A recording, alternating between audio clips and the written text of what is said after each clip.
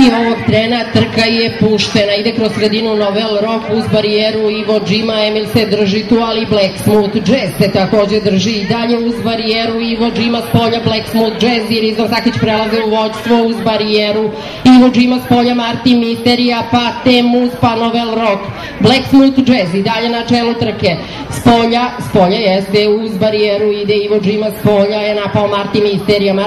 je sada na drugoj poziciji i dalje Black Smooth Jazz, Martin Misterija, pa Ivo Džima, pa Temuz, pa Novel Rock, pa Emil i dalje bez promene Black Smooth Jazz vodi ovu trku, na drugoj poziciji je Martin Misterija, treće mesto drži Ivo Džima, četvrti je Temuz, napada Novel Rock, ali odoleva Temuz, Black Smooth Jazz i Rizvan Sakić vode ovu trku, na drugoj poziciji i dalje Martin Misterija, treće mesto drži Ivo Džima, Temuz je na četvrtom mestu, pokušava Temuz i Aleksa Šašić da ugroze treće mesto, ali ne da se Ivo Džima,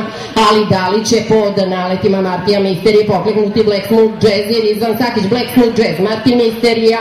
Ivo Džima, Temuz i Novel Rock iza njih, ovde se zakuptava, bit će zanimljivo u pravcu i dalje Black Smooth Jazz, ali ne zadugo, Martin Misterija s polja napada Temuz kroz polja, Novel Rock, 300 metara u ciljnoj ravnini smo, Black Smooth Jazz, kroz sredinu ide Martin Misterija s polja napada Novel Rock, Martin Misterija, Novel Rock, Black Smooth Jazz, Martin Misterija, Novel Rock, Martin Misterija, Novel Rock, imali snage Novel Rock da ugrozi Martina Misteriju ili Ivo Džima prolazi prvi kroz prostite i ovo se ne žela, dakle Ivo Džima